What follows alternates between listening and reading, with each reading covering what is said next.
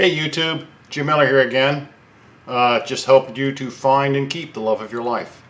I want to talk tonight about the no contact rule. If you've done any Google searches at all, if you've looked online for how to get your ex back, you'll see people talking about the no contact rule.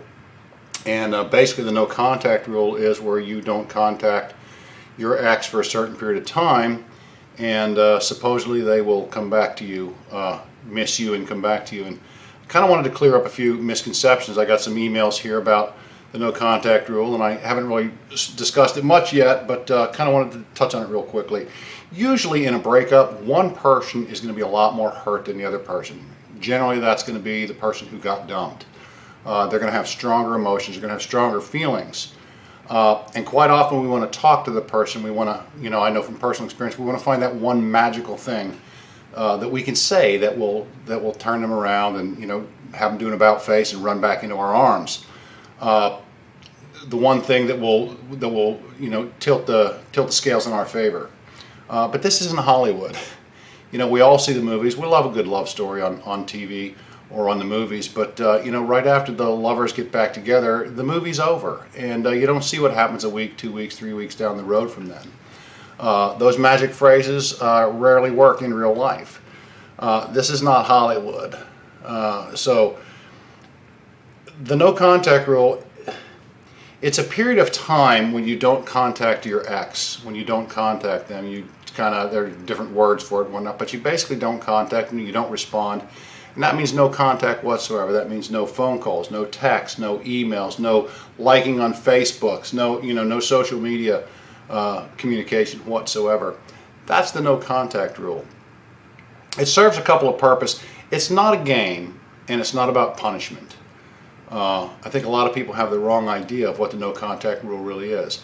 The no contact rule gives you some time to discover who you were before the relationship. Quite often, many of us get lost when we get into a relationship. We get lost. We kind of lose ourselves. The no contact rule gives you a little bit of time where you're not just constantly thinking about the next magical thing that you can say and what you can do to tilt the scales into your favor. It's not a magic bullet. There's a lot of people that seem to think that, hey, I don't contact them for 30 days, and in 30 days I send them a text, they love me, and everything is fine and dandy, right back where it was. That's just not the way that it works. Now, the no contact rule, if you stay out of contact with your significant other or your ex, it will give them some time to miss you, because basically when you're away from somebody, you don't tend to remember the bad things. You don't tend to remember the problems in the relationship, you just remember the good parts. And you miss those, and your ex is going to miss those too. Your ex is going to think about those good times, and they are going to miss you. This is one of the benefits of the no contact rule. But it gives you, again, it gives you time to connect with who you were before the relationship. It gives you time to work on becoming the best version of you that you can possibly be, which is very important. Even if you don't get back together with your ex, self-improvement is never a waste of time.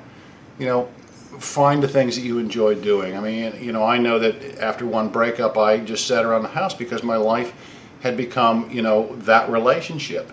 And I had to rediscover the things that I enjoy doing. I had to rediscover, some of the friends that I had kind of left behind when I got into this relationship.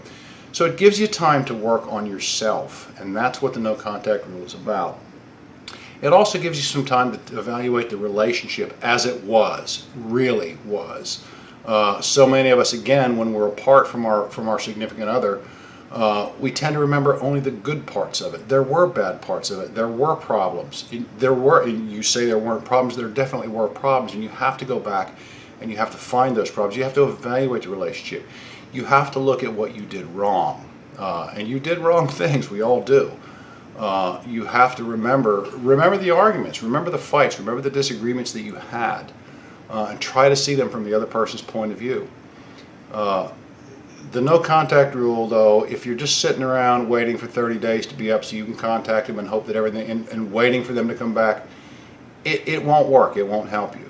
It's a period of time, again, for kind of self-reflection, to allow you to heal some, to allow you to become a better version of yourself.